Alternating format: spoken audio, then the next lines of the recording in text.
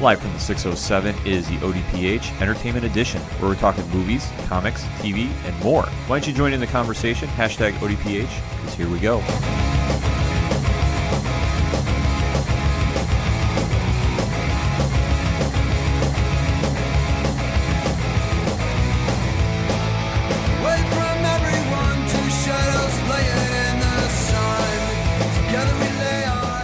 Welcome to another edition of the ODPH podcast, better known as the Ocho Duro Parlay Hour.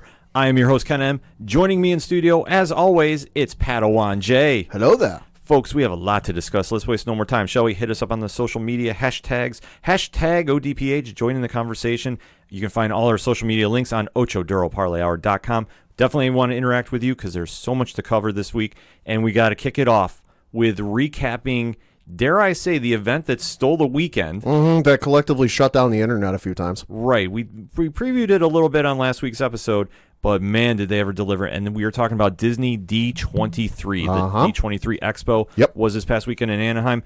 Pad did a stellar job reviewing and covering this, so I'm going to pass the lead to him on this. So, Pad, break it down for us. Thank you. Well, like we said on last week's episode, if you haven't listened, go back and listen, or we give you a great preview, and it's a good lead into this episode.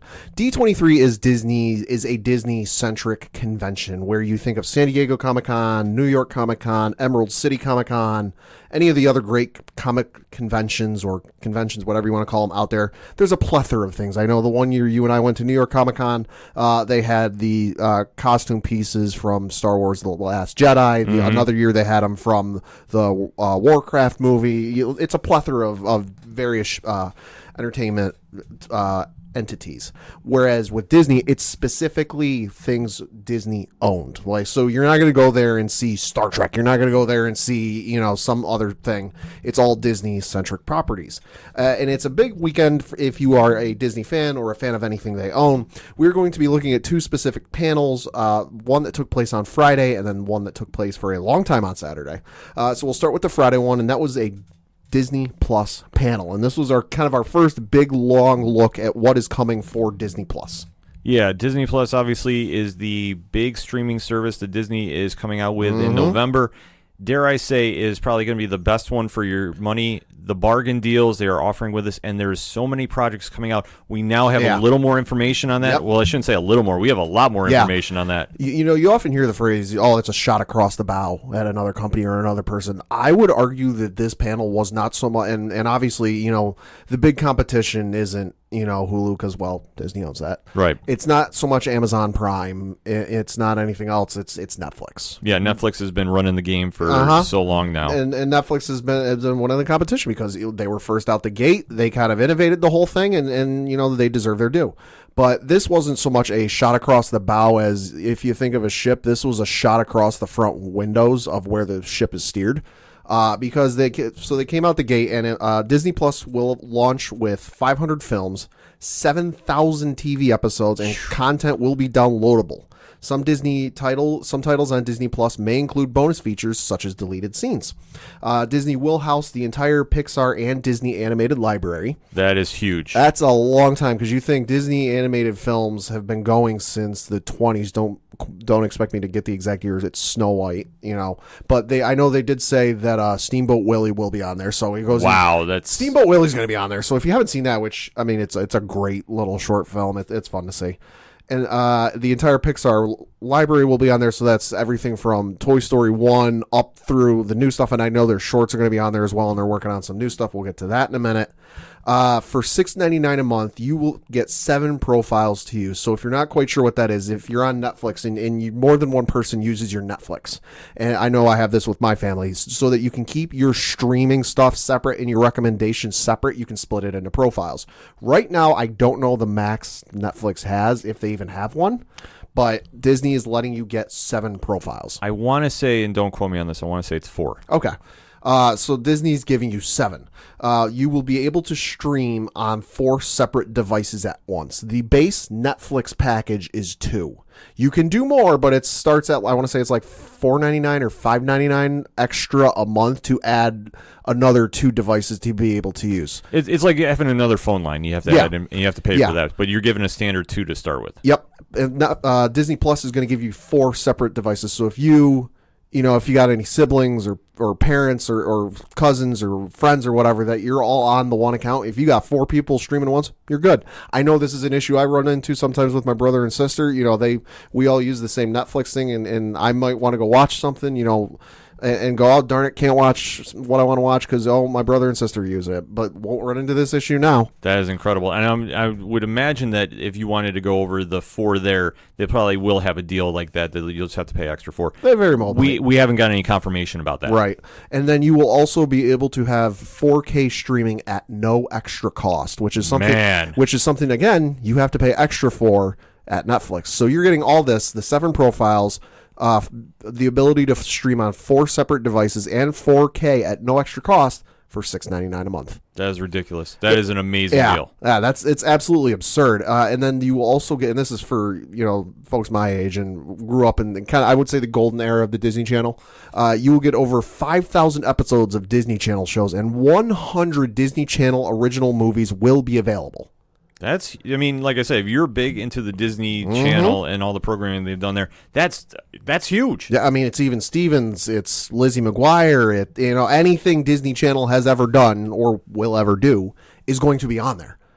It's insane. That's incentive enough if you're a very big fan of the Disney Channel. Like me, I do like some of that stuff. But for me, that's not enough. For me to, obviously I'm going to get it the first package because what we're going to get into. But like I say, if you're really into the Disney Channel and all the original programming they've done. Well, and especially you think about it, like there are some great older films they've done. And, Smart House immediately jumps to mind for me. It's one of my favorite Disney Channel original movies they've done.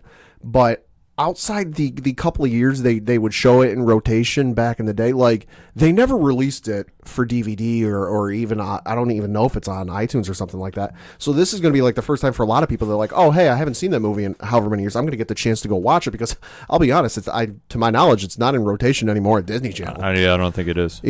So that's kind of like the new details we have with Disney Plus. I do know that last week you brought up the possibility of a 3-year thing they might be offering. Yeah, like a contract for 3 years. That was only offered at the convention. Okay. So that was a convention-only thing they offered. The general public will not be able to get a hold of that.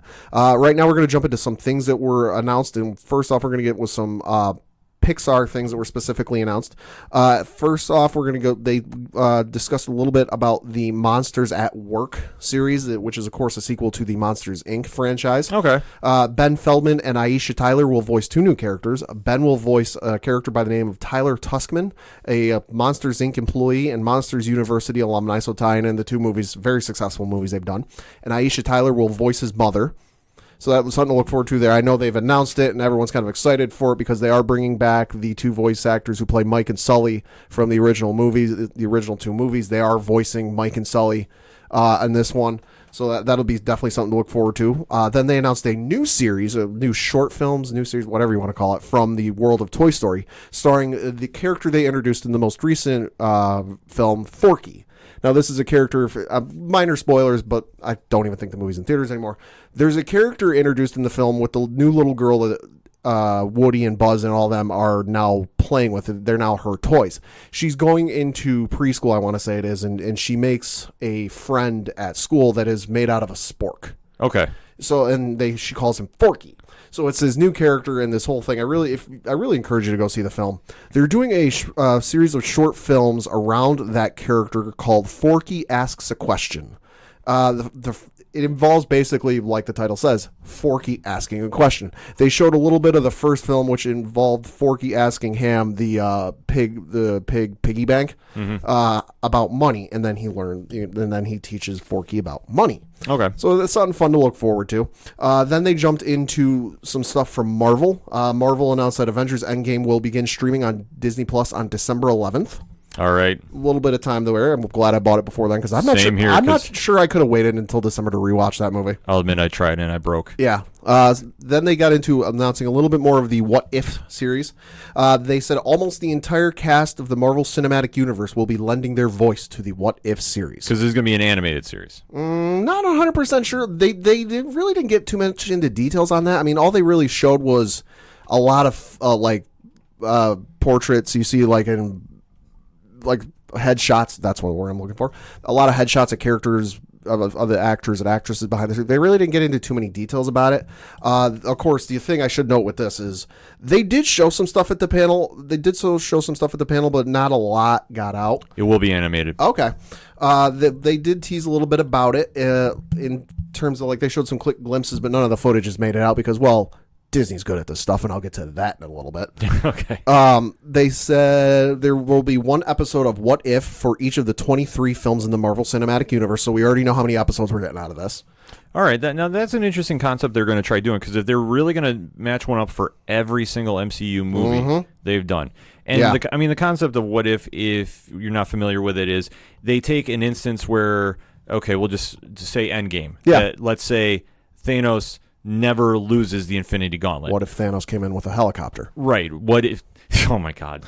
You had to go there. I went there. And they're taking like certain aspects like that. Like, what if Captain America never was thawed? Right. After, the events. I think the first episode is what if Peggy Carter got the super soldier serum instead of Steve Rogers? Yeah, that's a perfect example, too. Yeah. So, and some of the ones people got a quick glimpse of is Steve Rogers in a suit the size of Ironmonger. Okay.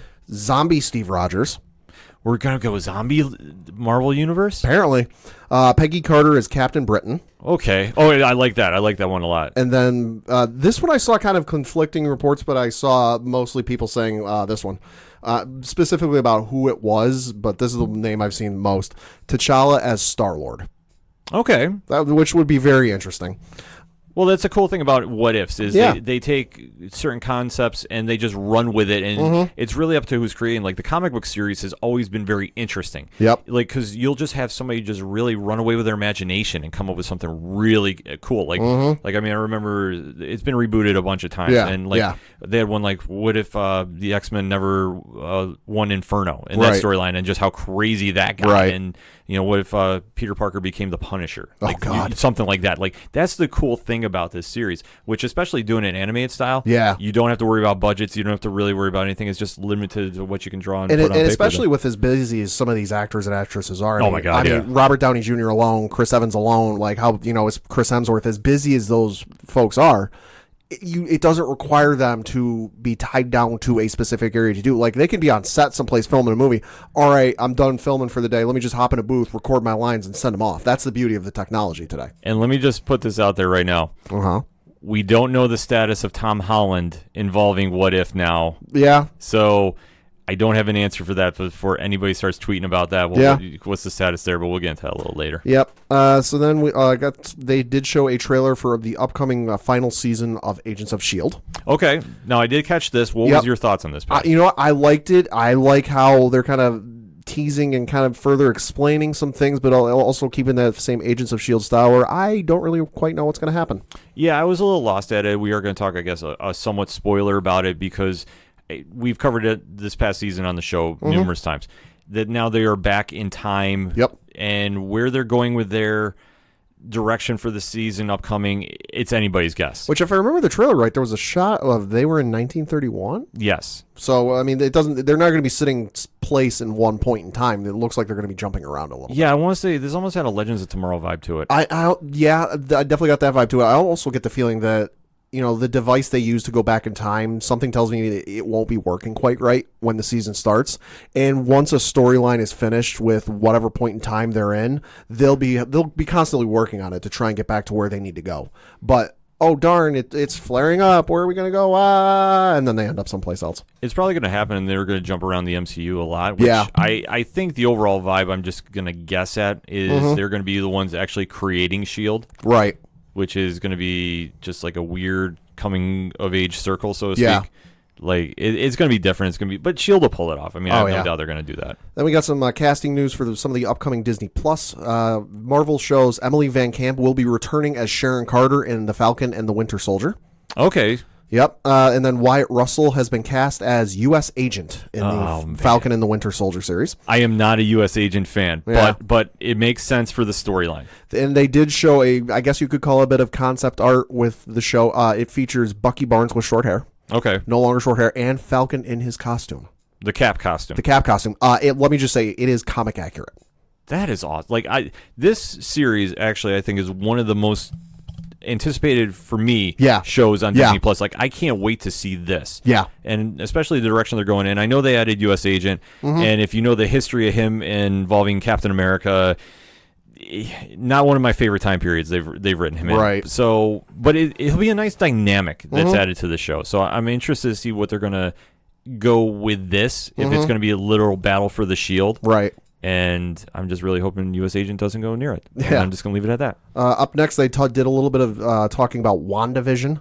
They did show some footage of past scenes with Scarlet Witch and Vision spliced with the Dick Van Dyke Show. It is being described as a half classic sitcom and half epic MCU adventure. All right. Now, I did see the promotional poster for this. And, yeah, this looks just This is going to get trippy. very trippy. I also going out on a limb because the way this show now, we haven't seen whatever they showed at the convention. The footage might be out there, but it is not officially released. The vibe, the thing I'm understanding from what I'm being read is that it appears that the premise of the show is that it is set in the 1950s and it's something, and it's like a dimension or whatever created by Wanda where Vision is still alive. And the promotional art, if you look it up, is fantastic because it looks like it looks like what was it, the Saturday Evening Post sketches you've seen. It looks like something out of that. And the cool thing, if you look in the background, you've got a man and a woman sitting on the couch, and then there's the sun coming in, and the shadows casted from them are on the back wall. The one you can see a hole missing in the guy's head for where there would be an infinity stone in his head. The other one is a woman wearing a classic costume from the comics for a certain Scarlet Witch. See, anytime the Scarlet Witch is using her powers and there's dimensions and time, this is going to get really trippy and really messy. And you want to talk trippy and messy, I can't take credit for this. I saw this online, but I love the idea. If we're already dealing with some sort of alternate dimension, whatever, where Vision is still alive, because Vision is dead as we currently know it in the Marvel Cinematic Universe, who's to say we won't see her brother Quicksilver in this show?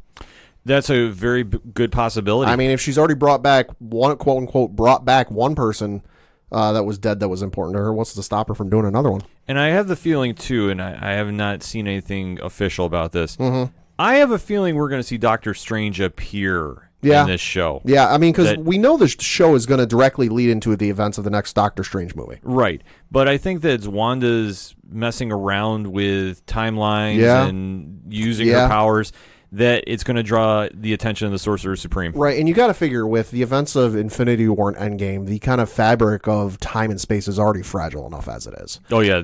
Like, you get her going around and messing with things and pulling people out of where they shouldn't be and putting them in place. Like, it's just going to further damage it and just ruin things. I will say this, though. If this is a way to bring back certain characters that I thought were killed off too early, that I'd be okay with it. I'd be okay with them bringing back Quicksilver. I mean, I get why they killed him off. There was the whole, agreement with Fox, and we can use Scarlet Witch, and you guys can use Quicksilver, but you guys got to kill off Quicksilver in your film, and we got to kill off Scarlet Witch, and I get it, but like, hey, they own everybody now. Let's just get him back. Yeah, if this is a way to clean it up a little bit, sure. Yeah. And depending on where they want to go with that storyline, like I said, this one is going to be more intriguing for me, but it's going to be trippy. It's going to be mad trippy. Kat Dennings will reprise her role as Darcy in WandaVision. Okay. Randall Park will reprise his role as Jimmy Woo for WandaVision. Okay. They showed a side-by-side photo of Teyona Paris as an aged-up Monica Rambeau in WandaVision. I have seen the photo. The folks at Marvel, well done. It is a very good aging up. Matt Shockman will direct the episodes for WandaVision for Disney+. In case you haven't heard of him, he's directed various numbers of episodes for shows like The Boys. Okay. Billions. Game of Thrones, I want to say 40-some-odd episodes of It's Always Sunny in Philadelphia. The Good Wife, Heroes Reborn, and many, many, many, many more. I'm on board. Yeah. Catherine Hahn will join the cast of WandaVision with her. They didn't say who she's playing or what her character is. Her role is just described as, quote, the noisy neighbor. Yeah. Probably. Or excuse me, the nosy neighbor. Probably. I don't even want to try guessing. I'm going to hold back on that. And then we get to the big shocking announcements that my jaw dropped when they announced this. Marvel is working on a She-Hulk, Miss Marvel, and Moon Knight series separate. These are all separate. series for Disney Plus. Amazing. Yes. Absolutely amazing. We ran a Twitter poll actually on at OD Parlay Hour. So if you're not following, start following, and you can join in on that poll. Moon Knight won as the most anticipated show because I didn't want to put all three because, I mean, that's too easy of an answer. Mm-hmm. But honestly, I love this idea. I mean, Kamala Khan, Miss Marvel, arguably one of the biggest heroes that Marvel has come up with in the past years. And for people who are not familiar, if you like Spider-Man and like Miles Morales, and Kamala Khan is definitely a hero in her own right in that same kind of vein. Like you instantly will like get captivated and just become a fan instantly. And before anyone could even ask the question, at some point, Feige did confirm Ms. Marvel will show up in films. Good. At some point. Didn't say when, didn't say who, didn't say what movie, but she will be in the films. Absolutely. Just the character is so well done and in the comics. And like I said, you just become a fan instantly, just how well it's been done in the comics, that you want to see her on screen. And the fact that now we have this ability to have characters actually be on Disney Plus and actually be in movies. Yeah. I mean, it's a nice thing, and I think they just nowhere but the sky is up for this. Oh, absolutely. So. I mean, it's one of those things that it's going to be great to watch because as good as the Marvel Netflix shows were, it was, an entirely separate division of Marvel Studios that was working on those shows. And the Marvel film folks were off doing the movies. Well, now with them being on Disney Plus and it's all one house, it's the same folks who work on the films are going to be working on the TV shows. So there's that cohesion. And that, like, don't get me wrong. As much as I wanted to see Daredevil and all those other Marvel Netflix characters end up on the big screen, wasn't ever going to happen. Right. I mean, this is one of the cool things that you get to see about it. And like I said, for a character like Miss Marvel, who, if you're not familiar with, this is straight from Wikipedia. Kamala Khan is a teenage Pakistani American from Jersey City, New Jersey, with shape-shifting abilities, who discovers that she has inhuman genes after the Inhumanity storyline and assumes the mantle of Miss Marvel after Carol Danvers, her idol, becomes Captain Marvel. Right. So, and like I said, she is so well done in the comics too. Like if you haven't picked up a Miss Marvel comic featuring Kamala Khan in it, you need to pick it up. It's so well done. And then obviously She-Hulk, the cousin of Bruce Banner, who takes a blood transfusion and then becomes her own version of the Hulk. Okay. Just a little less rage issues per se, but still definitely different persona and where they're going to go with this, because she does have a legal background that I don't know if this is going to be maybe a courtroom type drama. That'd be interesting. It'll be a definitely different take. It's going to be a fun show. And then Moon Knight, who has a very big cult following. Basically, the easiest way to describe him is he's Batman with split personalities, and he is always been an interesting character. He's always, like I say, he's always been a Batman, to me, almost like a Batman ripoff. Like, right. I'm trying to find a nicer way to say it. But well, and it's like I saw a comic panel over the weekend that kind of like perfectly encapsulates him. It's, somebody asked, well, why are you wearing white? People will see you coming. He goes, exactly. Yeah. He is a very interesting character, and how he's been written more or less over the past few years. Right. They have definitely taken him in some different directions, very violent and very over the top. Yeah. But it just adds to his persona that even though he has he thinks he has these powers from the moon gods, and and it's a very interesting background with him. It's not like he sees his parents get killed and decides to strike fear in the hearts of villains. Like I say, he believes in an Egyptian god and that gives him his powers, and it literally drives him nuts, and he is somebody that, like I said, he has split personalities. So you really don't know which character you're going to deal with and what version you are and just how extreme that character is going to get. And I know a lot of people are asking, would this be a rated R show? I'm going to say... if it's going to be on Disney Plus, no. No, I'm going to say it's going to teeter.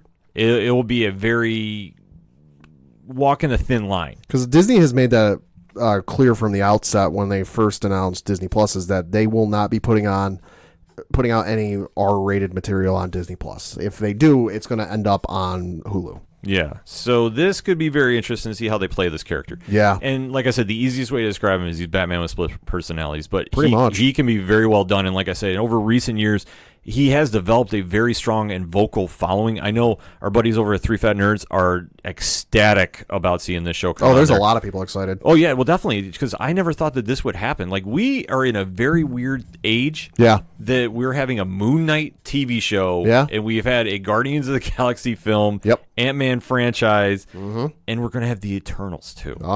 but we'll get into that a little later. Yep. We're going to take a quick break, though, and let you kind of digest all that information from D23 Expo right now. And we are going to come back, and still, there's so much more to talk about it, but definitely hit us up on that hashtag ODPH. Join in the conversation. What have you heard so far from D23 that is you really excited about the Marvel Disney Plus shows? Which ones are you really amped up to hear about and see more? We want to know. We're going to take a quick break. We'll be right back. How does getting paid just for listening to podcasts sound? Podcoin literally does that. How does this work? All you have to do is download the free Podcoin app on your iPhone or Android. Once you do that, start listening to your favorite podcasts and start earning Podcoins. You can turn Podcoins in for gift cards to retailers like Starbucks and Amazon, or even donate to charity, all for just listening to podcasts. So what are you waiting for? Download the app now and use the code ODPHPOD, that's ODPHPOD, to get 300 Podcoins when you sign up. For more info, check out podcoin.com. Podcoin. Get paid for just hitting play. Coming back for segment number 2 of this edition of the ODPH podcast, we're still talking Disney D23 Expo. Mm-hmm. There is so much to talk about. We gave you last segment so much, and we could go fully on about the Marvel Disney Plus shows. Yeah. But there's so much more that was going on this weekend. So much good stuff. Pat, break it down. So next up in the Disney Plus panel, we had a trailer for a show coming on November 12th, the day the service launches, called The World According to Jeff Goldblum, which stars the one and only Jeff Goldblum. The man, the myth, the legend. Oh my God, this show looks incredible. You can find the trailer for it on YouTube, specifically right now it's on the National Geographic YouTube channel.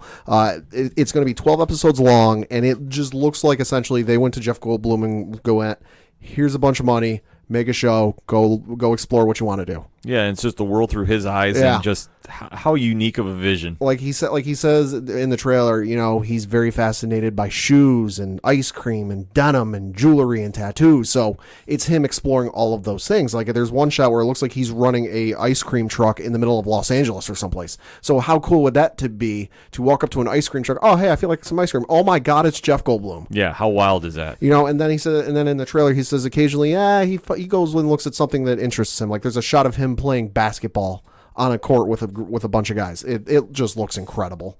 Yeah, it's definitely worth checking out too. Yeah. I mean, it's something different, especially we talk about Pixar and we talked about Marvel with Nat Geo now being under the umbrella. Yeah, and this is the first show coming out. Yeah, definitely interested. Yeah. After that was a little interesting something from the Muppets. Of course, Disney does own the Muppets. Muppet Studio was announced. The Muppet Studio announced Muppets Now for Disney Plus. Not much is known about the show. My guess is it might be a variety show like they used to do back in the day.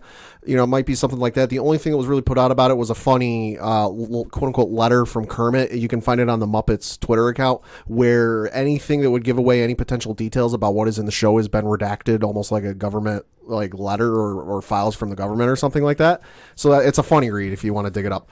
What's that? No, I was going to say that's kind of interesting. Yeah. Especially they just came out with a Yeah. Muppet show. Right. That didn't do so well, and then they canceled it. Yeah. So the fact they're going for round 2 again. Yeah. I mean, definitely there's an audience for it. It's just kind of very interesting to see that it's actually happening like that. So.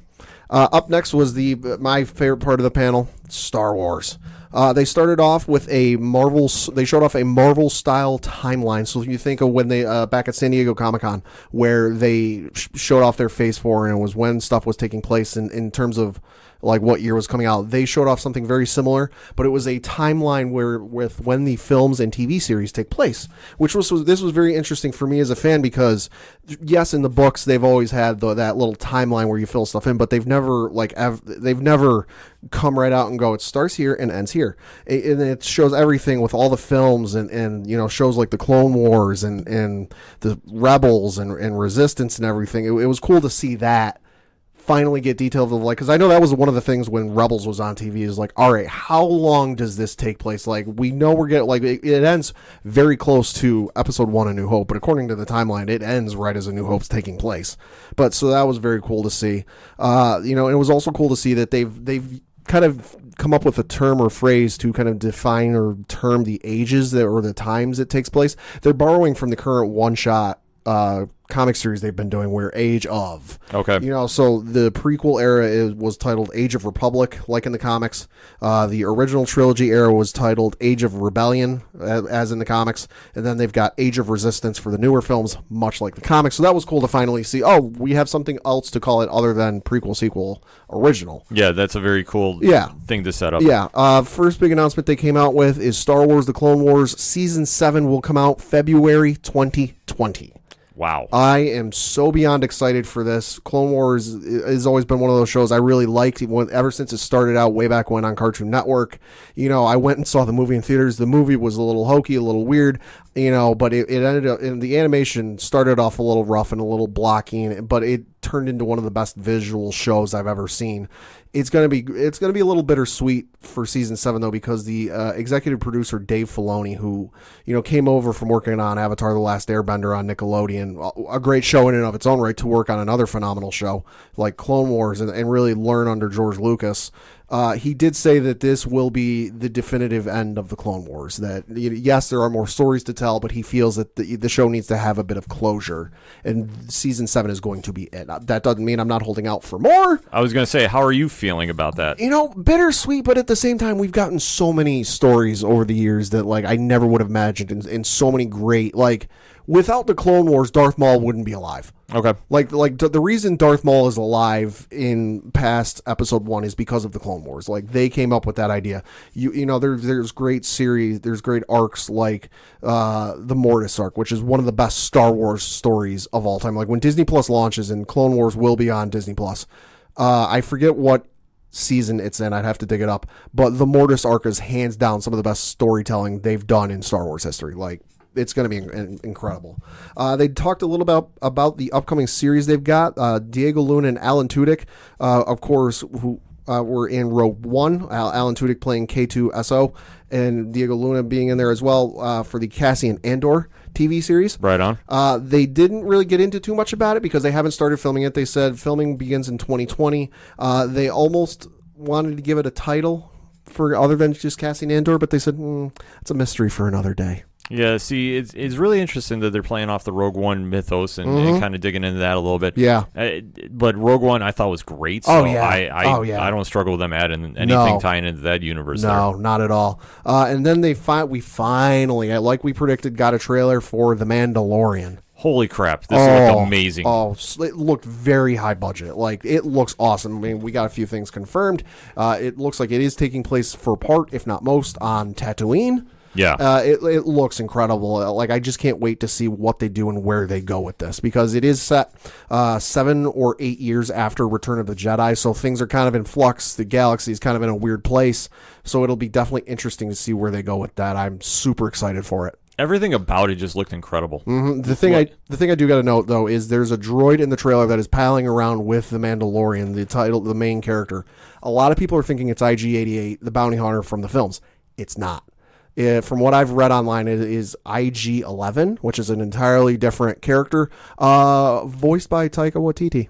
Oh, amazing! Yeah, not that I wasn't already digging the show enough, but the fact he's the voice. And there's a funny. Speaking of Taika Waititi, so good. Slight side note: there's a funny video on Twitter where Taika Waititi was doing an interview on the red carpet with Variety for Disney 23, and somebody I couldn't tell who it was comes up behind him and does the assassin snap the neck, and he plays along with it and drops down to the floor, and the woman interviewing him from Variety goes, "Oh no, they killed him!" They're playing. It's a great moment.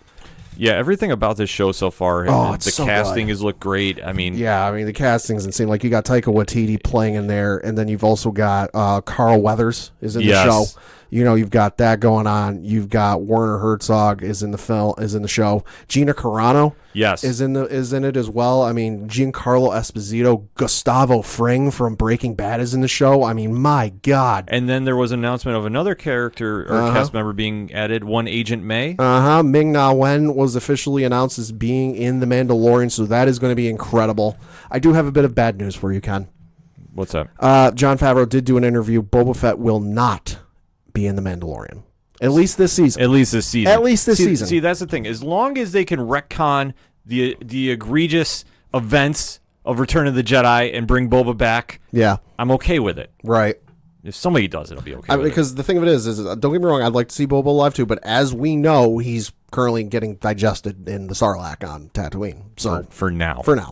But and then we got the news that kind of the worst kept secret in all of Hollywood. Ewan McGregor came out on stage. We kind of predicted that last week. Yeah, I mean, it had been announced or semi-announced or leaked, whatever you want to call it. Kathleen Kennedy, head of Lucasfilm, was on stage and said, we have one more alumni to bring out on stage. And then Duel of the Fates from The Phantom Menace started playing, and everyone started freaking out. And out comes Ewan McGregor. And he goes up there, and he has a mic, and he goes, Kathleen, can you ask me if I'm going to play Obi-Wan Kenobi again? And the people are freaking out. Like, from what I read from folks who were in the room, that this was the loudest moment of the panel, bar none. And Kathleen goes, Ewan, are you going to play Obi-Wan Kenobi again? I would have laughed if he said no. There's a pause, and he says, looks at the crowd and goes, yes. And the roof blew off of the place. Obviously, with McGregor coming back for that character, and when you talk about Star Wars... Yep.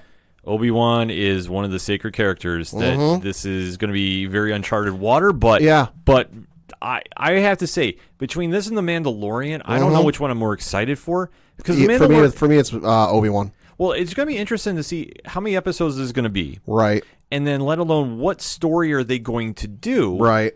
Because I'm not saying this isn't in the same vein as Watchmen, because it isn't.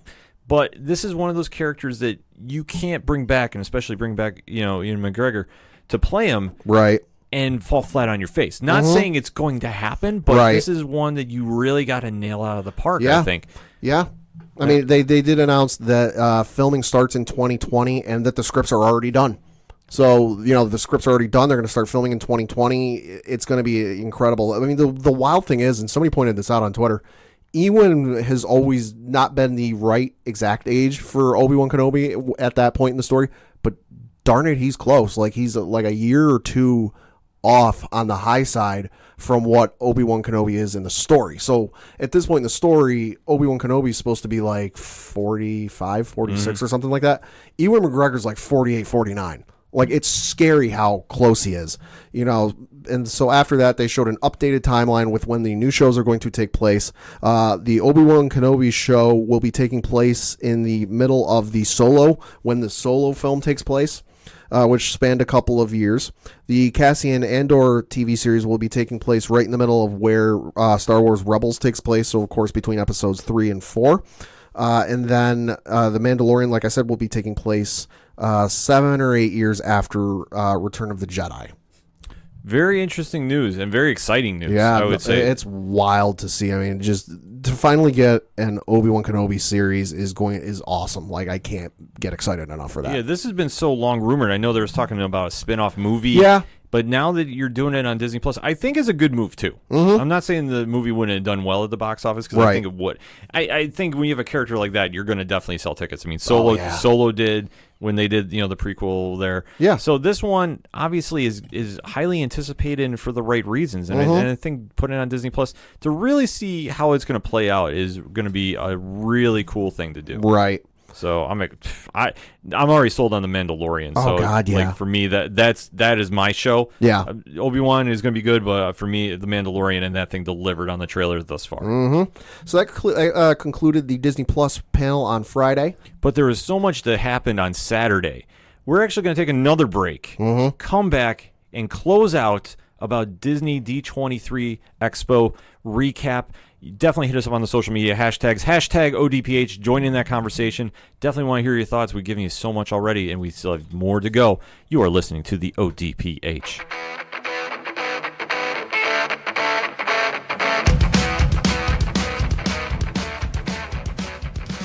What's up, nerds? I'm Rich. And I'm Derek. And we are 2/3 of the Three Fat Nerds podcast, but we'd like to take a minute of your time to kind of tell you what we do. So we have 2 shows on one channel every week. Derek, what's our first show? Every Monday night, we record Three Fat Nerds. That's our flagship show where we talk about everything movies, comic books, and gaming.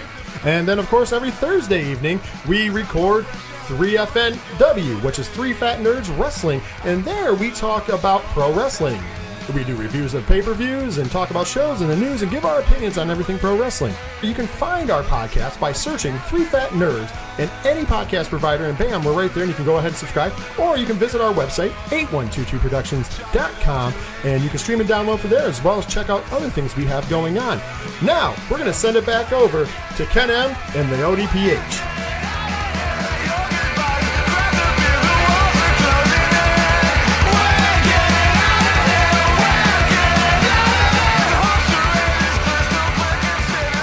Coming back for another segment on this edition of the ODPH, and we are still talking D23 Expo recap. There was so much that happened. Yeah. I mean, we were talking the Marvel Disney Plus shows. Yep. We were talking a little Star Wars. But that was all just from Friday. This is now Saturday, and Saturday was when the big panels were happening. I'll say they pulled out the big, heavy, 100 caliber machine guns for this panel, and they were not kidding around.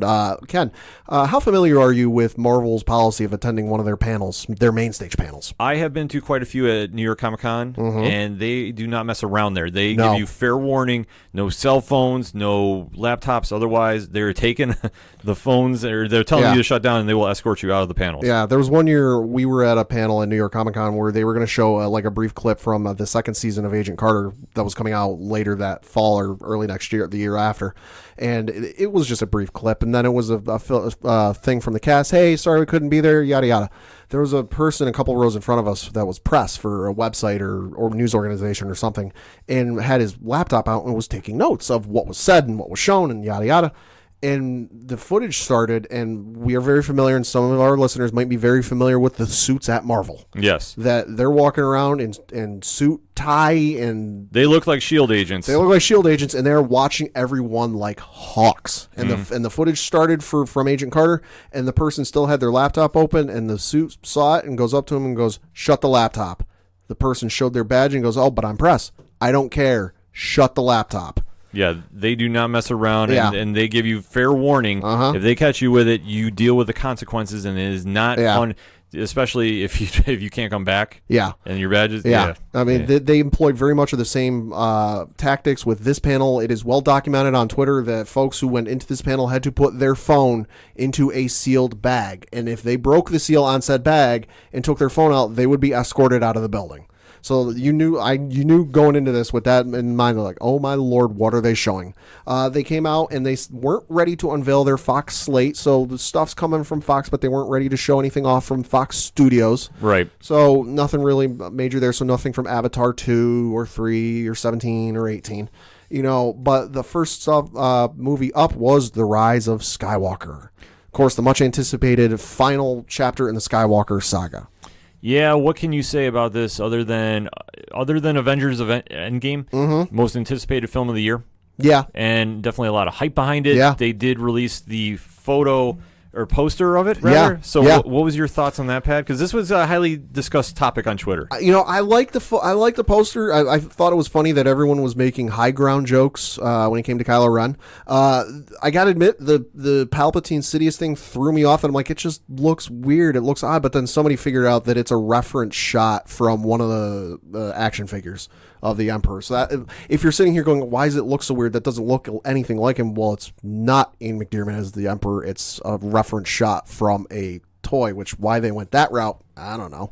But it's very good. I mean, it's not the traditional Star Wars poster we're used to, where there is just a smattering of stuff going on the poster. It's simplistic. It makes a great phone or desktop background if you can find one online. Yeah, we actually got into some discussion on our social media about this. So a shout out to Colby Mack too. He was chiming in. Was not happy with the poster, and Sure. I could understand why. Sure. And I posted this on our Instagram page too. I said it looks very simple, and you expect with Star Wars to be like epic and major. This one just, I don't know.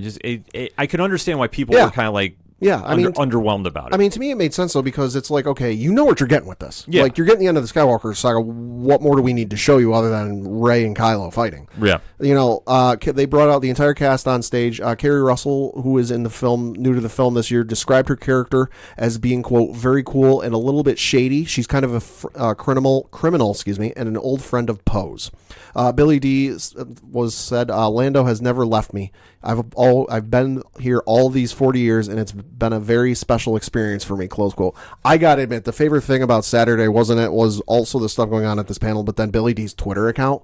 Holy crap, the people he ran into and the photos he got. Yeah. He ran into The Rock. He ran into Chris Pratt. I mean, he just ran into so many cool actors. It was cool to see a legend like Billy D. Williams, who's as cool as they can be, with some of the modern big name actors.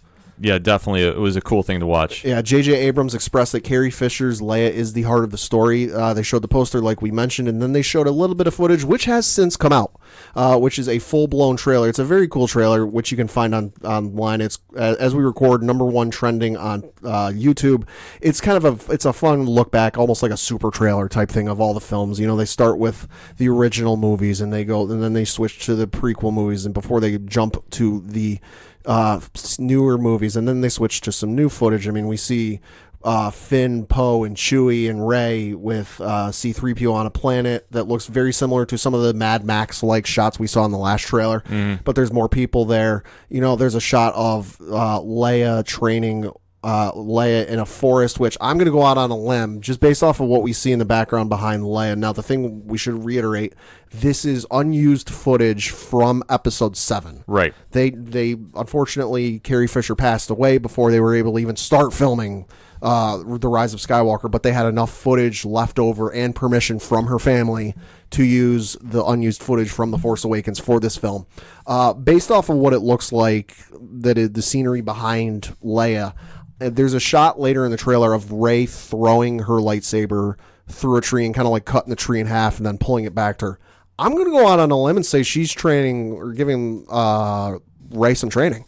I would say 2. I mean, I'm not sure exactly where. Right. Because I don't want to say it's Yoda's planet there. Right. Yeah. No, it looks it's a little too bright to be Yoda's planet. Yeah, that's what I was gonna say. Like it doesn't look like it, but it does look like the kind of green scenery there. That they're in like a forest or some kind of place like that. Yeah, and then you get to a cool shot that looks like it's getting ready for battle, where you've got the Resistance fighters that come out of hyperspace, and you get some Y wings and A wings, which we haven't seen in the new trailers, and some B wings and all other stuff like that. And then you get probably for me the coolest shot of the entire trailer, where it is just endless row on row on row of Star Destroyers. Yeah, this one is definitely to implicate the battle that is coming. They did a heck of a job, just a brief glimpse of that. Right. And I love how they show Finn's reaction to it. Yeah, he's like, oh, crap. Yeah, like the moment has sunk in. And I mean, it could be a different part of the movie, but still, I love how they edited this trailer. I mean, you look at the Rebel forces that are jumping out of hyperspace compared to the Star Destroyers, and they're hilariously outnumbered. Like, you don't know how they're going to do it. Then you get to probably the second most talked about shot of the entire trailer, where C-3PO is sitting in a chair or something, and his eyes are red. Why, I don't know. We should note he has a golden arm again. His arm isn't red anymore. Like, I know a lot of people are kind of wondering why his armor is red. If you want to know why his armor is red, read one of the comics that came out when they first started doing the Star Wars comics. Then you get a shot of a laser beam firing onto the ground. Not quite sure where it's coming from. I'm going to go on a limb and say it's not another Death Star. It's not another planet killer. They wouldn't do that for what would this be, the 4th time now? I'm going to go with it's probably some weapon on a Star Destroyer or something like that. It'll be something interesting to see. We go through, and there's a shot we get a shot of Rey and Kylo fighting on a ship over some waters. I'm going to guess, because I'm sitting here with the shot paused. It looks like the same ocean possibly that we saw from the last trailer, where it's the piece of the Death Star in the water, so that looks very interesting. We get the voice of Emperor Palpatine, Sidious, saying your journey is almost at its end, or something to that effect. And then we get to the most talked about moment of the trailer. Yeah, you see Rey in a Sith-like robe with 2 red lightsabers, where she kind of just pops out, and she's holding them. She flips it like a switchblade, and it's a double-bladed red lightsaber. And a lot of people are freaking out about this, but in my unofficial guess, that's not actually happening. And by that I mean it's a vision, or it's some sort of dream that is actually taking place. Because you think about it, if Rey were to turn evil legitimately, that is one of the biggest twists they could put in the film. Like, she's from the middle of nowhere, she trains with Luke, and she watches Luke die, and she saves her friends, and then she turns evil. That to me is something that you wouldn't put in the second trailer. That's almost like if we went back in time and put the whole "I am your father" like line in one of the Empire Strikes Back trailers. That's a twist you don't put in the trailer. That's just something you put in there to get the internet talking and get people excited. To me, because we know Sidious is going to be, Emperor Palpatine is going to be in this film in some capacity. We don't know what, because his voice has been heard twice, but we've yet to see the man. My guess is that it's some form of influence he's using over Kylo Ren to exploit him to his own mischievous ends. Yeah, I have no idea. I mean, it's very captivating. Yeah. And I think that'll be the word of the episode for today, too. I mean, I am definitely hooked on it, and Yeah. I've watched the trailer now as we've been recording here. This is just one of those, like, it's polarizing because you want to think, okay, Rey couldn't turn evil. Right. And is supposed to be the protagonist.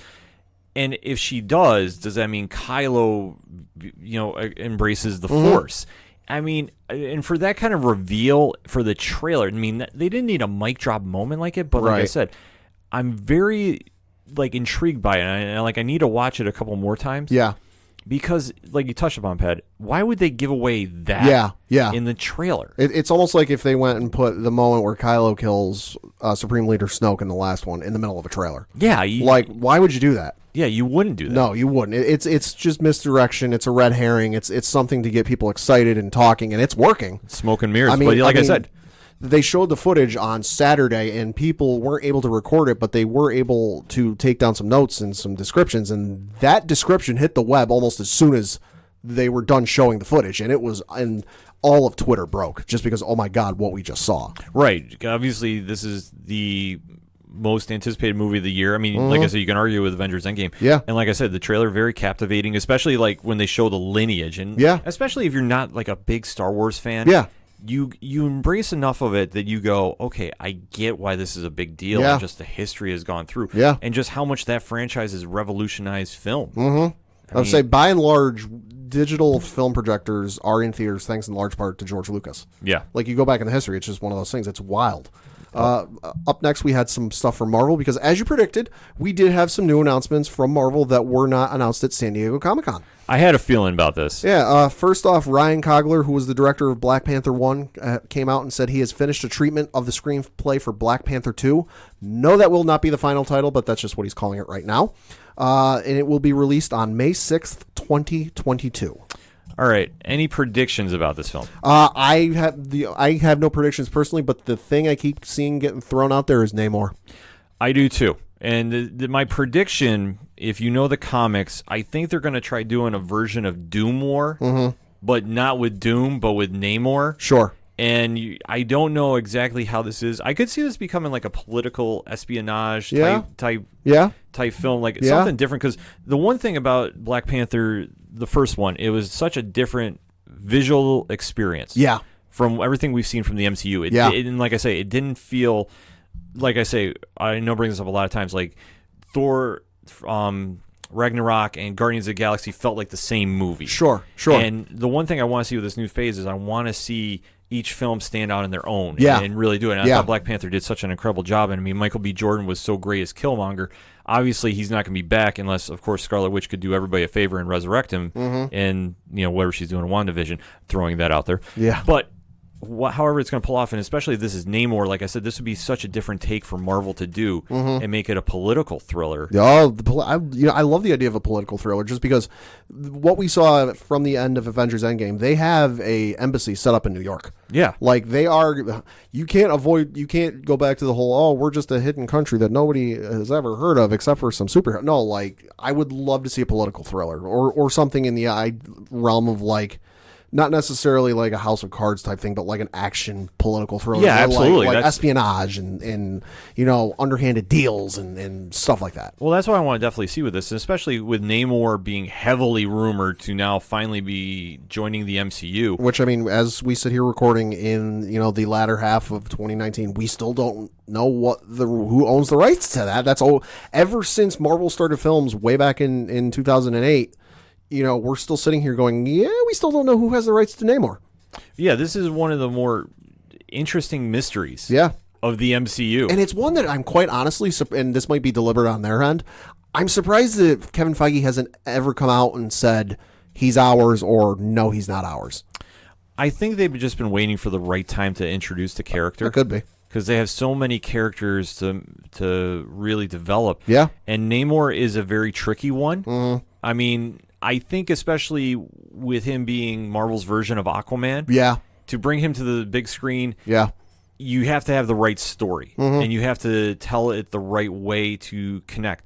Aquaman being successful for DC, I think, showed them that they could do an underwater movie Yeah. and make it, profitable, and a mainstream audience would get into it. Yeah. And Namor is such a fascinating character. Oh, yeah. That I think a political thriller with him and Black Panther, I think, would be incredible. Wakanda versus Atlantis. Sure. Oh man, sign me up! Yeah. Sign me up. Yep. After that, they did talked a little about the upcoming film Eternals.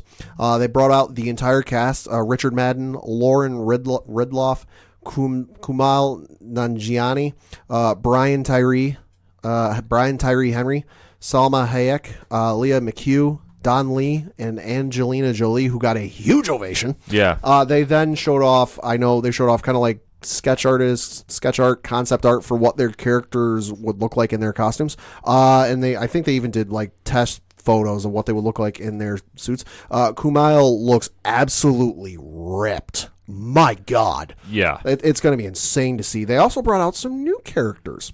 Barry Keoghan will be playing Druig, and then Gemma Chan will be playing Cersei.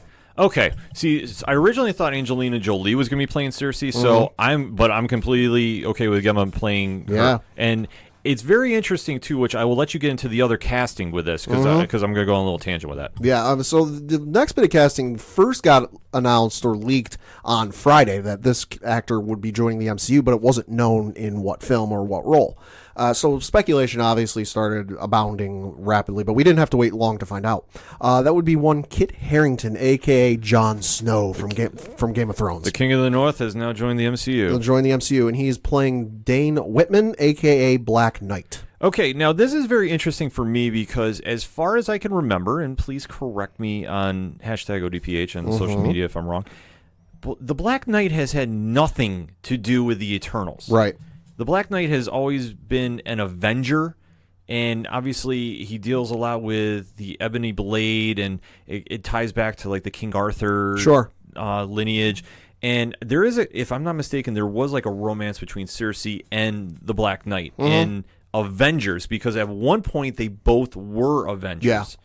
In like the late 80s, early 90s. Sure. So there is some ties there, which I guess maybe if they're going to try telling that story, okay. I'm just really kind of puzzled they're putting the Black Knight in there. I honestly thought Kit Harington was going to get announced as Wolverine, which would have made perfect sense to me. Yeah. But Marvel is going to do this, and like I say, I think this one, and I've talked about this a few times, and I'll keep saying it again, I think this movie is going to be one of the biggest question marks for the MCU phase. Yeah. They're obviously loading the cast up, which I like. Oh, yeah. Because they're going to need to, because the Eternals is, at least in my opinion, has never been a really strong group to really push a movie. Yeah, I mean, for me, it's a question mark just until we see something, because you can announce an A-list cast of like every big name actor in Hollywood, from like Dwayne Johnson all the way to Angelina Jolie. Like, until I see something, I'm not 100% sold on it. It's just a matter of fact. Yeah. After that, they showed some footage from Black Widow. According to what I read, it was the same footage they showed from San Diego Comic-Con, being Natasha versus Yelena in a Budapest apartment. They showed some new footage of David Harbour as past his prime, a disheveled Red Guardian, but in full costume. One person I read said it looks very much like the comic. He sits with Natasha and Yelena and says, quote, "Family, back together again." There was also a cool shot of what looks to be Taskmaster standing in front of a turret of a moving tank, shooting a bow and arrow. Okay, the Taskmaster does stuff like that, so I'm not surprised. Yeah, they also showed off the what her Natasha's costume will look like in this film. Like, it was even there on like a figure model dummy mannequin thing.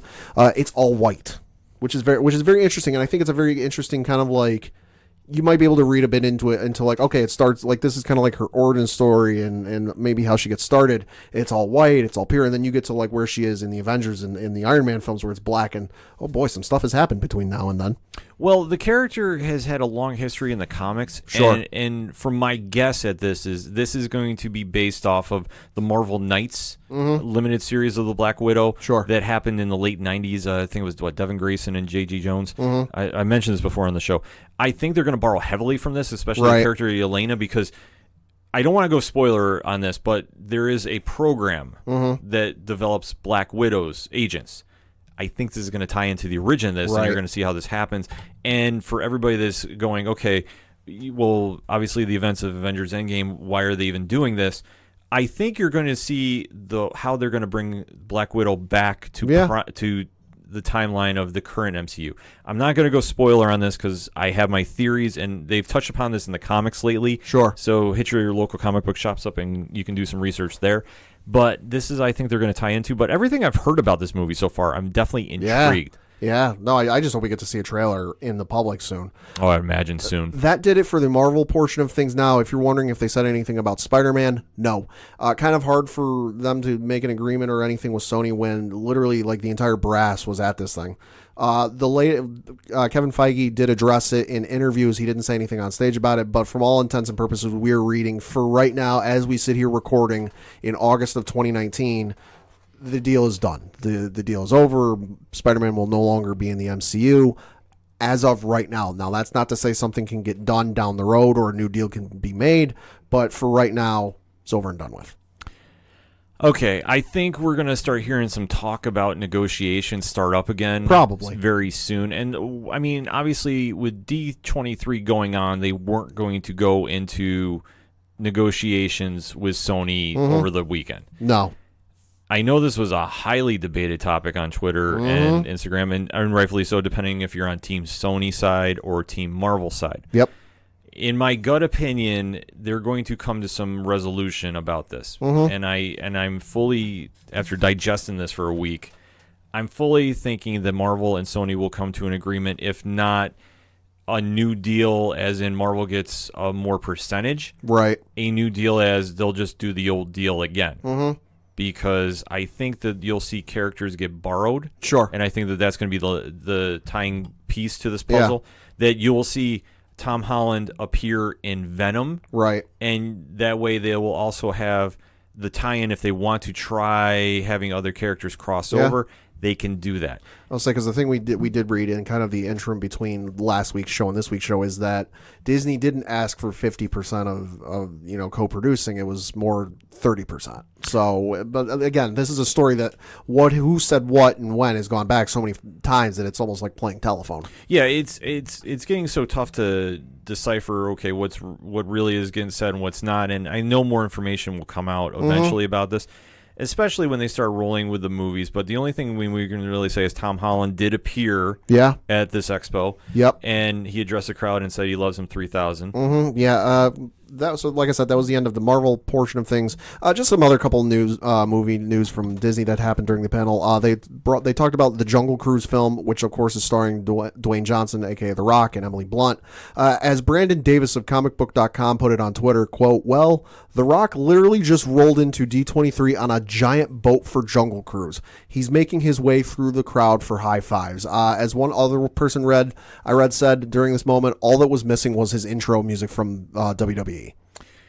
Because it's The Rock. It's The Rock. It's The Rock. And very interesting he showed up for D23. Yeah, so they brought him out. They brought Emily Blunt out. They cut two competing trailers for Jungle Cruise. In one trailer, Emily Blunt is the hero. In the other one, Dwayne Johnson is the hero. They both hated each other's trailers. But the director was out there and said, no, this isn't the actual real trailer. The real trailer will be coming out eventually. So that'll be definitely something to look forward to. And as Ken alluded to, Tom Holland and Chris Pratt were on stage together for Pixar to discuss the film Onward that they are in. Chris said that Tom is like a little brother to him. Tom then tried to speak, but almost couldn't get a word out because everyone was screaming their heads off. Yeah. This was easily the loudest moment of the weekend from what I read. Tom Holland was able to say, quote, "It's been a crazy week, but I want you to know I love you all from the bottom of my heart. I love you 3,000. Yeah, which touching moment. I mean, what better can you say? It's a touching moment, and like I say, I think the fact he was there, I think, alludes to a lot more than just him being there and saying goodbye. Yeah. Call it a hunch, call it the unofficial ODPH guess. Yeah. I'm saying you will hear something soon, maybe, of talks at least starting again. Yeah. They showed some other stuff. They showed a screenshot from the upcoming Cruella de Vil movie. They showed some other interesting stuff involving Frozen 2, which comes out very soon. But then the other interesting thing was they talked about a potential for another Simpsons movie, because there's been the one Simpsons movie that did very well when it came out back a couple of years ago. The executive producer Al Jean said that, or John has teased that, quote, they have talked about doing another Simpsons film with Disney, as well as ideas for a potential spin-off series of The Simpsons, close quote. So that kind of closes out things of the big, long, 2.5, almost 3-hour Disney films panel. So overall, Pat, final thoughts? Wild and crazy panel that, like, you got a crazy packed panel when you're starting off with Star Wars, which everyone figured would close it out. Yeah, D23 in total was an experience. And like I said, we went extra long breaking it down because there was so much news that when we were originally covering this, we're like, where do you try cutting something off? Because there was so much for everybody. I mean, Marvel had a great showing, especially with the drama going on with Spider-Man. And like I said, the fact Tom Holland was there, I am looking into it a little more so than not. Sure. I mean, it's just... how they're going to try explaining that without him in the MCU moving forward is going to be a mess. Yeah. And that's why I say, don't doubt that something gets worked out if it's not just the deal starts again, or maybe Marvel takes a little less. Something's going to happen there, and I truly feel that. But not to be outdone, Disney was saying, okay, this event is for the fans. We're giving something for the fans. If you're a Star Wars fan, there was something for you. If you're a Pixar fan, there was something for you. If you're a Marvel fan, there was something for you. It was just something to really celebrate Disney and what Disney is. And like I say, love them or hate them, they really put on a show, and they really gave us a lot to discuss and a lot to digest. Oh, yeah. So moving forward, really interested about a lot of these projects, but let us know what you think. Hit us up on that hashtag ODPH. Your final thoughts on D23 Expo. We want to know. Let us know. We're going to take a quick break. We'll be right back. The ODPH is proud sponsors of RoberCon 2019, happening September 28th and 29th. Don't miss out on Binghamton, New York's biggest sci-fi, fantasy, and gaming convention of the year. For badge details and more info, check out robercon.org.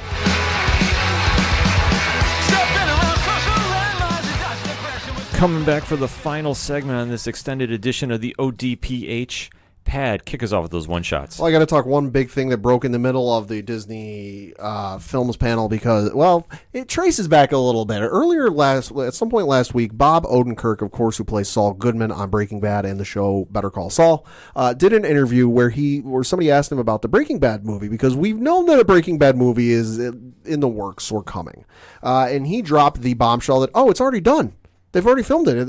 It's already ready to go. And everyone was like, what? Yeah, because nothing has been said about this. Yeah, nothing's been said about it. We don't know. We didn't know when it's taking place, who's in it, what's in it. We didn't know anything. Lo and behold, in the middle of the Disney Films panel on Saturday, it leaked. And I know this isn't a video podcast, but if it was, you would see me using air quotes.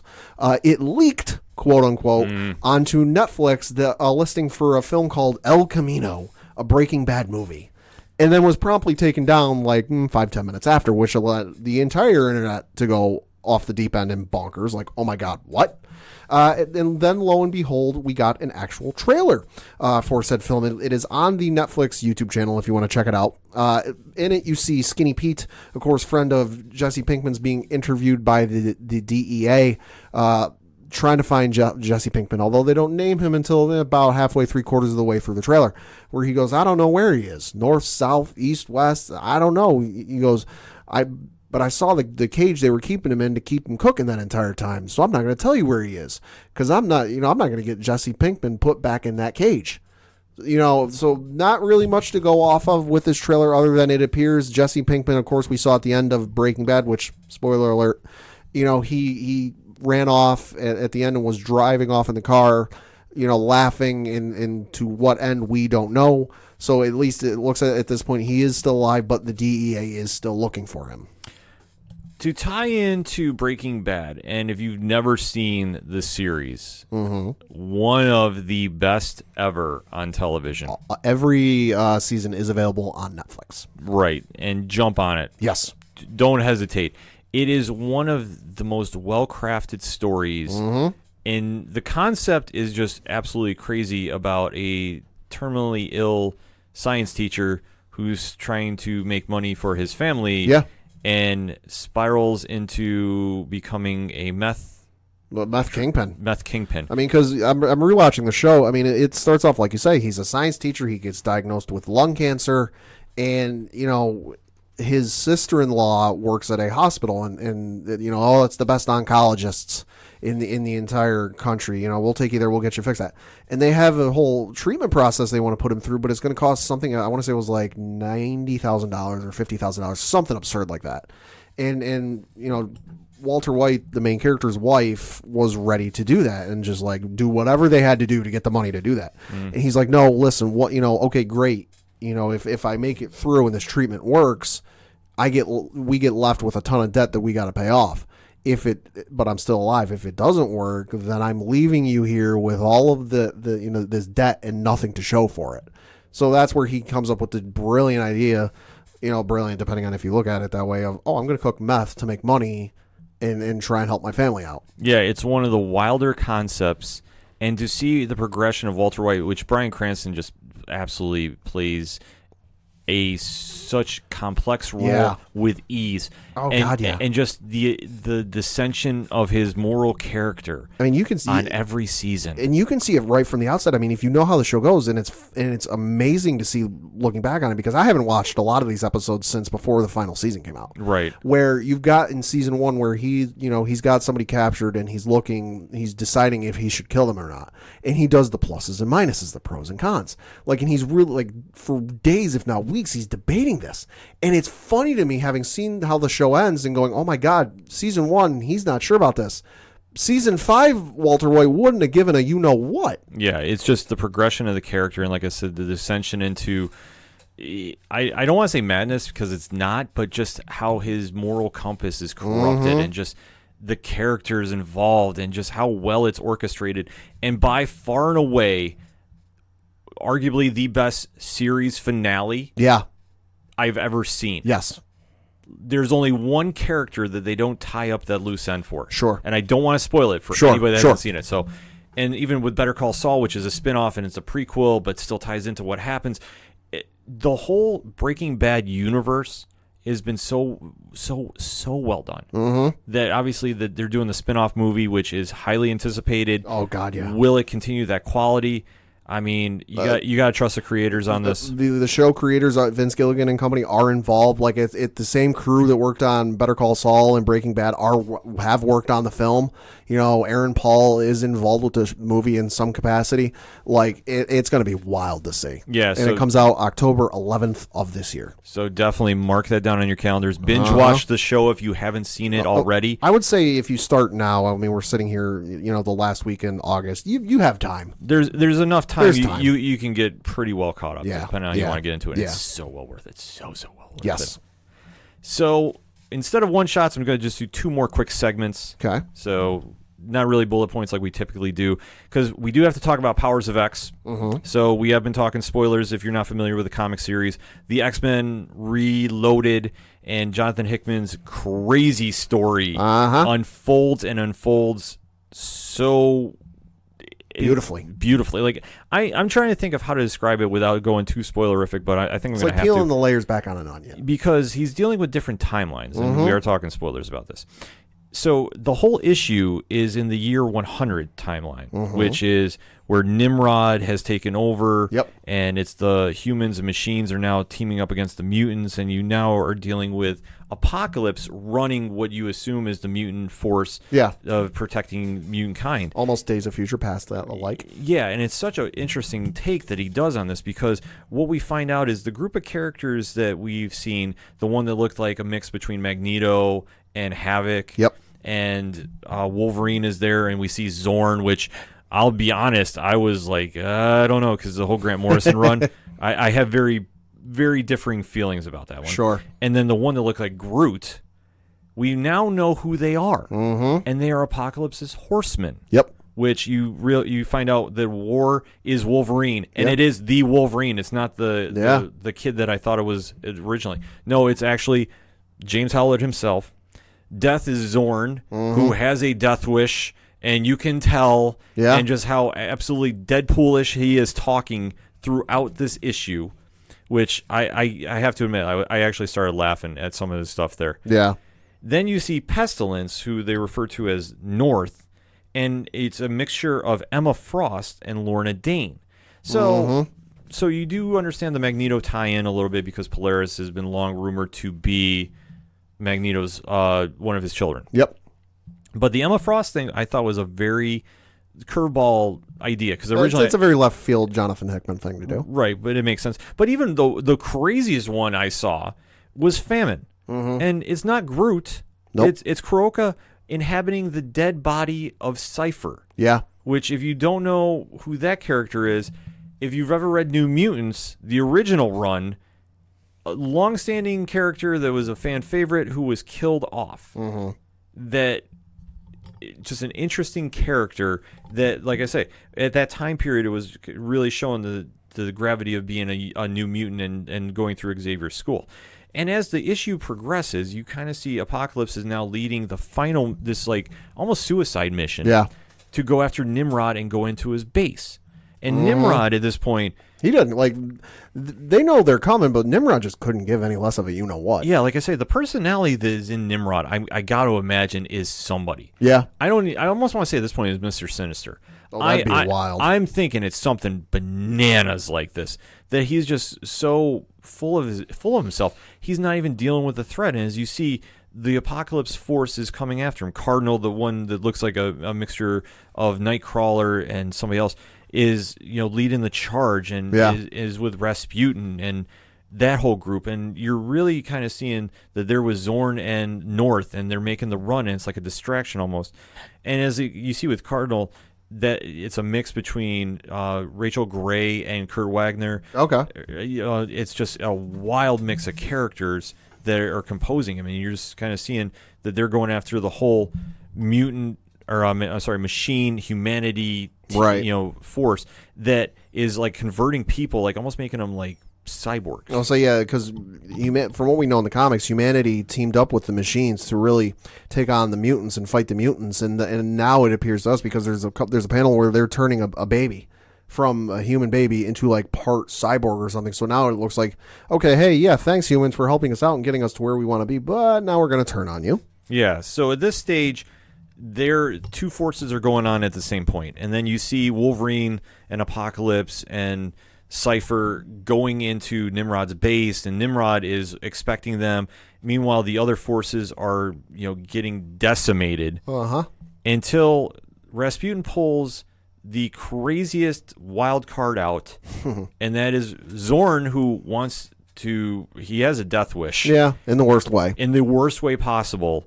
And Rasputin is literally telling Nimrod's right hand that, I don't care, I'll kill everybody here. And Nimrod's right hand is like, no, you won't. You would have done it already. Like the classic thing you see in movies and TV, like, no, you won't. You would have done it already. Ha, ha, ha. Right. And there's this splash page artwork where you see Zorn's power getting unleashed, and right before it, you see him smiling that this is happening, and then that whole area is just wiped out. So then the focus goes back to Nimrod is now anticipating Apocalypse and Wolverine. And how weird is that to say? Yeah, no, it's very weird. They're escaping with some information, and he doesn't know why, and this is like the final standoff. So Apocalypse is now sacrificing himself to give Wolverine enough time to get away with the information. And what is that information? It's Nimrod's origins, which, I mean, the wild thing, before we get to the whole what he's getting away with, the wild panel to me was to see Apocalypse, who's no slouch in his own right, very powerful, very strong, was getting his butt kicked. Yeah, well, this goes to show, I mean, the gravity of Nimrod being the ultimate sentinel and just how they adapt and how far they progress with it. That, he's just getting absolutely thrashed. And then we find out Wolverine, the master plan was to give the information to who is trapped in a chamber, Moira McTaggart, on the 9th life. And what he does is he feeds her almost like a symbiotic way, Yep. this information, like this like dagger type chip, into her system. So now she knows it, and then Wolverine goes, unleashes the claws, and kills her by sending that information back into time, which is absolutely wild. Yep. Absolutely bananas. That this whole mission, the entire issue is just devoted to this action and what it's going to happen. Because essentially now they have unleashed that information back to the timeline, so now it's going to catch up to where House of X is. Yep. So I am fully predicting the next issue of House of X, which we'll be reviewing here next week, is going to be the X-Men taking the fight to the creators of Nimrod, and how messy that's going to get. That's where Cyclops, I thought, was going to get delayed a couple issues, and this might be X-Men 1. No, we're going full into it next issue. Oh, yeah. I can't wait to see this. I mean, this issue, Hickman is pulling out no punches. He's pulling out all the stops. Just how he's crafting this story. And I did like this issue a little better than I have the previous Powers. Sure. Because it was one timeline. Easy read, understandable, straight through. So it wasn't jumping around too much. No. So obviously next week is going to be a big week at the comic shops. Oh, yeah. I mean, you got House of X #3, which is the little preview tidbit of it on Marvel.com says superstar writer Jonathan Hickman continues reshaping the X-Men's world with Marvel young gun artist Pepe Larraz. And you see the cover of it, which, I mean, it's got the classic X-Men lineup that you're used to. I mean, you got Cyclops, Wolverine, Jean Grey. I mean, Angel's there. Looks like some others. They're a little further in the background that it's kind of hard to make them out. But then you've got a giant Sentinel head behind them, kind of like looming over everything. Yeah, no, it looks absolutely incredible. That's going to be in comic shops this week. I'm jumping ahead of myself because I keep forgetting that they flipped the week, so I'm thinking back and forth. But House of X will be in comic shops this week. And the week after. And the week after, too. So, I mean, it's kind of a little crazy how they're doing their timelines, but definitely just get down to your comic shops and pick it up. It's going to be a huge week in general. Yeah. Because not only do you have that, you have the Batman Who Laughs trade paperback is coming out. Which that gets wilder with each and every week. Yeah, DC is definitely doing. Scott Snyder crafted one of the craziest characters in recent memory coming out of Dark Knight's Metal. And I feel like they're letting him go with like, all right, just do whatever you want. Go ahead. And that's going to tie into the new Batman Superman series that's coming out as well. Yep. And then Marvel obviously has the big week with House of X. Yep. They also have Absolute Carnage 2 coming out. Oh, boy. And what I'm going to close the show with talking about, and that's Marvel Comics 1000. Wow. Now, Pad, you're probably asking, how are we at issue 1000? That is, yeah. Okay. So here's a little quick history lesson. Okay. August 31st, 1939. Okay. Marvel Comics #1 comes out. Yep. If it holds up to, if they released it on time every month for up to, it would actually come out, Marvel 1000 would be out this week. Oh, okay. So that's how they did it. I was watching this on Marvel.com, and it was really fascinating, the story about this. So this is going to be the big Marvel 80th birthday bash. Okay. Now, I know that I think they said at certain comic shops they're going to be doing some events, so definitely check out your local comic shop to see if they're doing something for Marvel Comics 1000 coming out. I would imagine a lot are. I don't know if our local ones are, but I'm definitely going to go hit up social media after we're done checking. Okay. The cover for this is Alex Ross painted. Oh, it looks, that's worth it alone. It looks incredible. I mean, even if you aren't familiar with the name, you are familiar with his work if you're a comic fan. Well, we were talking about his series that he painted. Yeah. For the they're going to be doing the podcast on that we talked about last week. No, this one is just a straight up like a kid reading a cover, and you see the images come to life, and it's so well done. And this one, according to Marvel.com, 80 creative teams. Holy crap. On this book. Like, I don't know how they're going to do this. I would have hated to have been the person like in charge of coordinating all this and getting it all together into one book. That would have been a nightmare. I mean, like I said, they said this. I'm not sure exactly how they're dividing up teams. So, but like I said. Oh, yeah. But can you imagine being like the point head of like coordinating 80 different teams and getting it all together? I tell you what, salute to the editorial team, CB Cebulski and everybody else involved with this. Holy cow. So I don't exactly have a lot of details of what the issue is going to be about, but I mean, that many creative teams, I'm sure it's just like a couple 3-issue pages and such. Either way, Al Ewing, who we know from Immortal Hulk, is kind of the lead writer. He has like the most stories involved in this, and it's just kind of like a real crazy trip through time. Okay. And they're going to be tying in different factors of like Marvel's history. Sure. So it's going to be a real trip to see. And I mean, if you really think about this, looking where Marvel has come and just the creations from Stan Lee, Yeah. Steve Ditko, Jack Kirby. I mean, the X-Men run of Chris Claremont and John Byrne to, the 70s with John Romita and Frank Miller on Daredevil. And yeah. I mean, just the history of comics, artists have come through. I mean, you look at everybody that went to Image that started at Marvel, Todd McFarlane, Rob Liefeld, Jim Lee. I mean, the lineage goes on and on, Mark Silvestri. And just, I mean, all the creators, Brian Michael Bendis and, Matt Fraction, Ed Brubaker, you can see their work now, actually hitting with the Disney Plus shows. Yeah. Fraction's Hawkeye. Yeah. Brubaker's story was the Winter Soldier story. Oh, yeah. I mean, just to see the effects, that everybody's been doing there. I mean, especially now, Jonathan Hickman's writing, Jason Aaron, Donnie Cates, Joe Quesada, just his imprint he's left there, and now C.B. Sobalski running over. Pad, let me ask you this. Sure. Favorite storyline and favorite Marvel character of all time? Storyline probably has to be Civil War. Okay. Just because to me, like, that kind of was the first instance where the roof got blown off of things. So, like, okay, you've had your universe shattering moments and your earth shattering moments of like, oh, this is going to change the history forever, like who they're fighting. But to me, that was the first moment of like, never in 1,000 years would I have thought Cap and Tony would have fought each other outside of a verbal disagreement. Like, sure, verbal disagreement, yeah, they differ on opinions on stuff, but never in a million years did I ever think they'd come to blows. Yeah, for me, and character. Favorite character, probably Ultimate Spider-Man.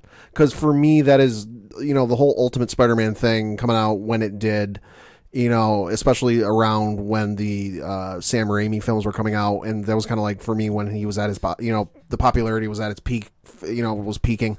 And it's still peaking. It's still going high as ever can be. But just that's kind of the thing that really got me into Marvel Comics. Like, I knew what they were. I knew the characters, and I was very familiar with the stuff. But, like, that, what really got me into the Marvel stuff fully was the Ultimate Spider-Man run. See, for me, I grew up reading Marvel. I was more Marvel than DC, which is kind of weird if you actually talk to me now, because I'm so in love with how well Batman's been done over the past year with Scott Snyder, Greg Capullo, and now Tom King's run. For me, Marvel has always just been a interesting universe. Sure. That I think their timeline has always been well done for the most part. Yeah. And everybody, that even though it's like a diverse group, has all like a connection, but they're not like, I don't want to say like you have like, in comparison, like Justice League and DC. Yeah. You have the Justice Society was before them, then the Justice League, then Sure. Teen Titans, and it's kind of like almost like a family tree, so to speak. Sure. For Marvel, you have the different groups like the Fantastic Four, which is very different than the X-Men, which is very different than the Avengers. Sure. That all of them kind of just being in the same city. And I know it's just been an interesting concept, but it's just like how well everybody kind of knows each other. And it's just like that one universe that everybody is involved in. Mm-hmm. That for me growing up, it was like, okay, this is really cool that I can see my different favorite heroes in the same spots and just, the connections. And for me growing up, like I was always a big Spider-Man guy. Oh, yeah. Always was. Always have been. Always will be. And for me seeing, just he was the everyday hero that wasn't the biggest, wasn't the strongest, but yet demonstrated the most heroic qualities. I mean, he's the one that lives and dies with great power comes great responsibility. Mm-hmm. You always find the way to do it. Yeah. Just to see like how he has grown and just to become like this, international icon. Yeah. And just when you talk about superheroes, he's got to be up there in the discussion for being number one. Yeah. And just the different storylines they've done, too, over the years, too. I mean, they have literally done that I've seen, like, with the X-Men. They've done a bunch of different crazy ones. Days of Future Past. They've done, which, always sticks out. And I think is such an influential story, for writers now, too, especially with all, like, time jumps they do. And the Infinity Gauntlet. That was one that when I was growing up, that was like hitting the newsstand. Yeah. And I just remember looking at that cover going like, what is this? And just watching that story progress. Right. Absolutely mind-blowing. Oh, yeah. And just like the different concepts that they've come up with. Like from watching X-Men 1 with Chris Claremont and Jim Lee hit the stands. Yeah. And seeing the reaction and lines for that. And just like how much of an impact that was at the time. Like Marvel has just gone through so many ups and downs and just like waves. Like like I said, the 90s I'm always a little critical of because like Spider-Man Spider-Man Clone Saga did nothing for me and I actually get really angry talking about that. But overall, just like the storylines that have done and for like to see now with the X-Men coming back into prominence, I mean, when I was really into comics, they were the number one team book Right. going out there too. And like I said, when Jim Lee was on the artwork for it, I mean, just the benchmark set there. And when they were doing like crazy storylines like Executioner Song, which I still think is one of the best storylines in comics, even though it's absolutely crazy what they tie in with Cable and Strife and that whole nonsense. Just to see stuff like that, I think Marvel has just always presented that just when they do big events, they're big events and they affect everybody. Not to say DC doesn't. Right. But when Marvel does it and they do it well, I think it comes off very good. And I think Civil War is another thing too, which was like, wait, you're actually having heroes fight heroes? Yeah. Wild to see. And especially when they've taken chances on Ultimates. Yeah. I mean, when that storyline, when that whole universe came out, that was a wild trip. I'll say, speaking of Ultimates, Ultimate Green Goblin coming to the 616 universe. Yeah, I know. They're borrowing a lot of characters from there. I mean, even Ultimate Green Goblin is my favorite Green Goblin, like bar none. Yeah, well, it's just, for me, it's kind of funny watching how that gravitated and how that like overtook the established Norman Osborn. Yeah. And just to see the impact of the Ultimates universe. I mean, Miles Morales is now, you talk about captivating characters. Yeah. He has just grown into a larger-than-life one that I can't wait till we see a live-action Miles Morales movie, which we're going to see at some point. I fully believe it. Yeah. And just to see like how Marvel has taken some shots with properties like that and just reinvent the wheel, so to speak, and still have them connect. I mean, the Ultimates is pretty much the basis of the current Avengers MCU. Yeah, you think about it. If you break it down, really. Yeah, I mean, to certain degrees. I mean, obviously, if you read some of the stories, but I'm sorry, folks, I'm going on rambling, but like for me to see this moment and for Marvel to have the 80th birthday and just the impact the characters have had, and now to see where the movies have gone. Yeah. And I mean, if you honestly asked me way back when I was growing up, like you ever imagined the MCU would be this? I said you're absolutely crazy. Yeah, yeah. I mean, I remember when Marvel was having their financial issues and selling all the different rights to different studios. Never in my wildest dreams would I ever think we'd have an MCU, and that's just like so cool to see now. Like as a comic fan, just to see all the characters come together, and whatever's going to happen with Spider-Man is going to be whatever happens with Spider-Man. Yeah. I almost wonder if they can flip it if they have the TV rights, or if it's just the movie rights. I think it's rights, period. Yeah, I know. I can still like Marvel can still make the comics, but in terms of like anything on film, Sony's got it. Yeah, like I said, I can still hope that they'll get that straightened out. But I'm sure they will. But overall, though, just to see it get into this line, like I said, I mean, my favorite storyline, I say, has to be Age of Apocalypse. Okay. I know I got long-winded about that, but Age of Apocalypse was so just mind-bending at the time, and just to see the fresh take on the characters and just see how that impacted moving forward. Just a really cool thing to see. And just for Marvel to see him 80 years now, yeah, I mean, is truly a remarkable feat. Marvel Comics 1000, I mean, granted, I know they're just jumping in and making the issue, but still, to see them get to this far in 80 years doing comics, truly remarkable. Mm-hmm. Definitely worthwhile checking out. So if you're down at your local comic shops, definitely pick up some Marvel comics this week and read them. As long as we pick up DC, pick up some comics. Yeah. Definitely support your local comic shops, because that is all we have for this week. The music you heard here on the show is that of Crimson Brethren. Crimson Brethren is a new band called Floodlands. They actually just dropped one of their new singles, Lead Astray. You can find that on their Bandcamp page. You can find that link on our music section on OchoDuralParlayHour.com. You can check out Parlay Points. We've thrown up some new blogs there. I know Brad Guy's been working on some stuff too. There has been so much going on, and definitely we have a lot coming up in the next couple months, so stay tuned to the ODPH network for more information on that, because that's all we have for this week. So for Padawan J, thank you. I'm your host, Ken M. Thank you as always for listening to the Ocho Duro Parlay Hour. We'll see you next time.